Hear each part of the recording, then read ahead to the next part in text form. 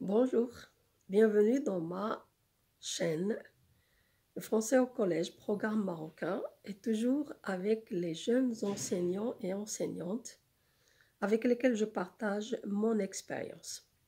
Alors, on a vu quelques expériences et aujourd'hui, on va voir une autre que je vais appeler la relation élève-enseignant ou enseignant-élève. J'ai déjà dit que dans la classe, on est dans une petite communauté, groupe classe. On a déjà vu le règlement pour installer la discipline.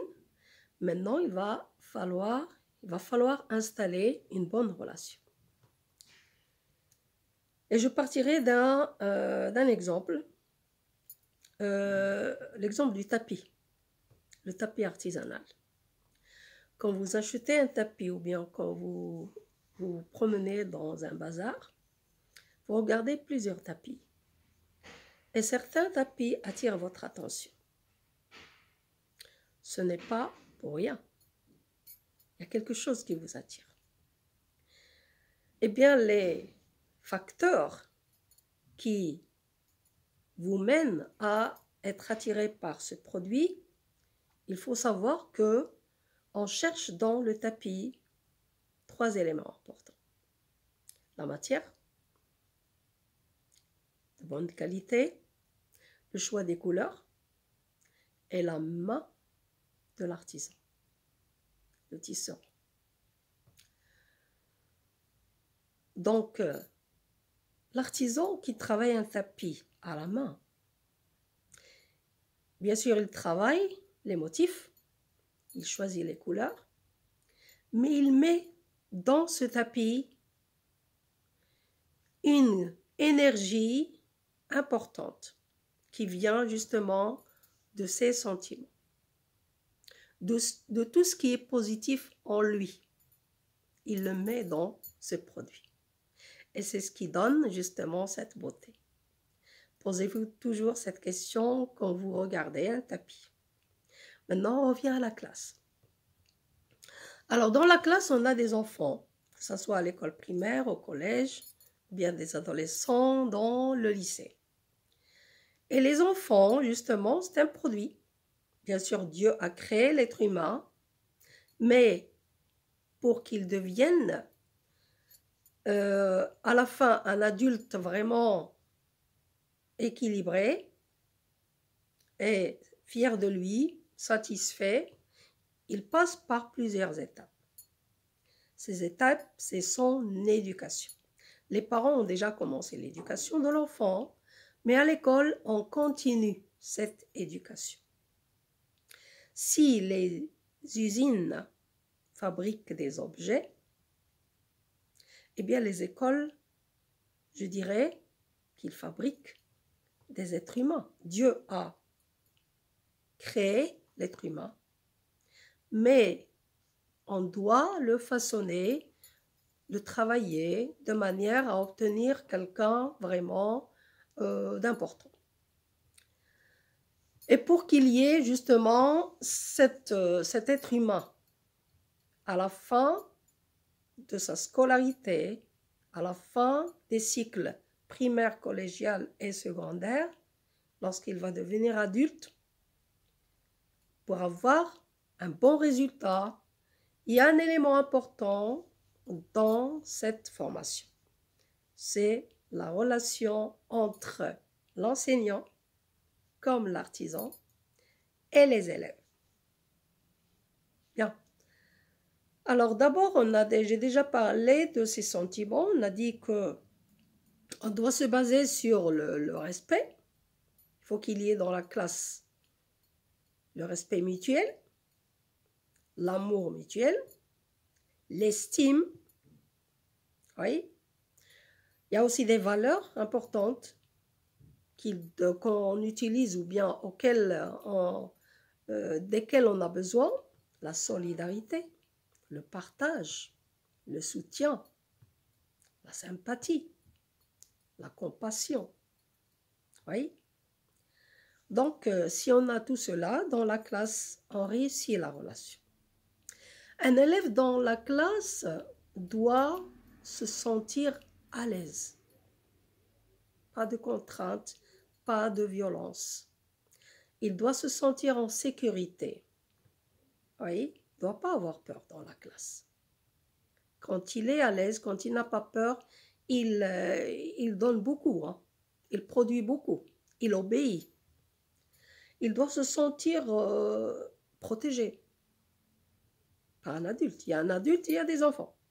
Il doit se sentir protégé, se sentir accompagné, oui, en confiance, pour qu'il puisse justement raconter librement tout ce qu'il ressent. N'oublions pas qu'il est en stade, en période de formation.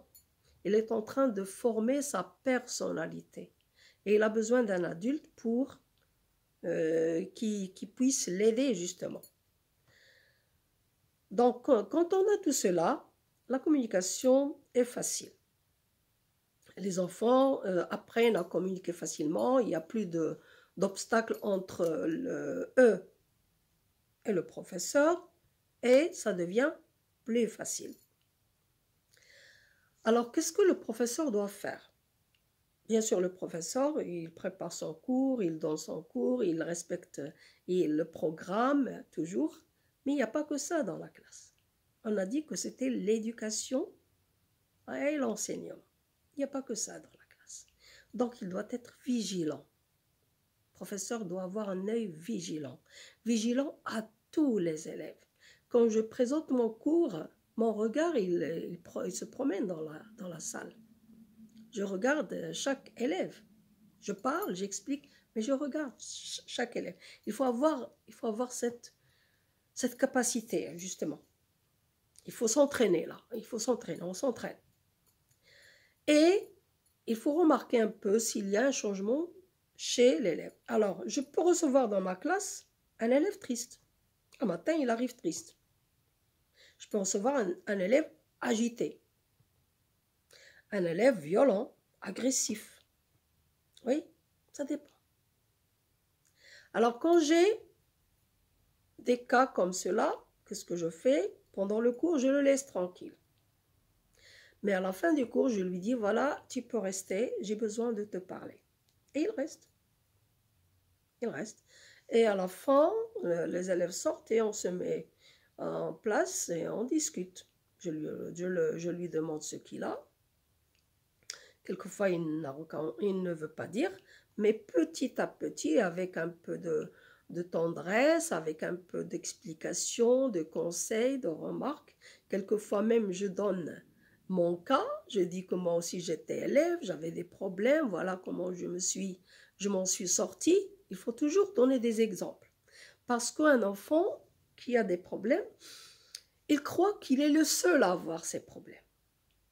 Donc, il faut lui faire comprendre, lui expliquer justement qu'il n'est pas le seul, que dans la vie, il y a toujours des problèmes. Et l'important, ce n'est pas le problème. L'important, c'est de savoir affronter le problème, de savoir le traiter, l'analyser, s'en sortir. Et c'est ce que j'apprenais à mes élèves. Avec le temps, ils s'habituent. À la fin de l'année, j'ai toujours des élèves un peu capables de s'en sortir des problèmes. Alors, j'ai ici deux exemples. Il y a beaucoup d'exemples que j'ai eu dans ma classe. Un jour, j'ai remarqué dans ma classe une élève qui d'habitude était active, elle participait, elle bavardait, hein. Mais un jour, elle est venue en classe, elle s'est assise d'abord à la fin, la dernière, et puis elle a pris la place au fond de la classe et elle avait l'air triste. Je l'ai remarqué. J'ai fait mon cours et à la fin de la séance, je lui dis, voilà, mademoiselle, ou bien par son prénom, tu restes à la fin, j'ai besoin de toi. Elle est restée. Et je lui dis, mais voilà, j'ai remarqué que tu es triste. J'ai remarqué que tu étais triste. Et tu l'es toujours d'ailleurs. Pourquoi? Je peux t'aider. Tu peux me raconter. Il m'a dit, non, madame, personne ne peut m'aider. Pourquoi? parce que j'ai beaucoup de problèmes. Chaque problème a une solution. Non, madame. D'ailleurs, madame, j'ai décidé de me suicider. Ah, te suicider comme ça? Oui, madame. Eh bien, je lui dis, eh bien, si tu prends cette solution, c'est que tu es lâche. Tu n'es pas courageuse. Tu ne peux pas affronter les problèmes. Tu n'es pas à la hauteur. Si un petit problème, le premier problème dans ta vie, va te conduire au suicide, eh bien, allez, je lui ai demandé des remarques, je lui ai donné des exemples. Bien sûr, j'ai rappelé aussi le côté religieux, c'est important. Et après, je lui ai dit, mais pourquoi tu veux te suicider? Alors, il m'a expliqué. Le problème, c'était un problème de la famille. Il y avait un problème dans la famille et elle voulait se suicider. Alors, à la fin, j'ai bien sûr fait beaucoup d'efforts pour la convaincre et il y a eu un suivi.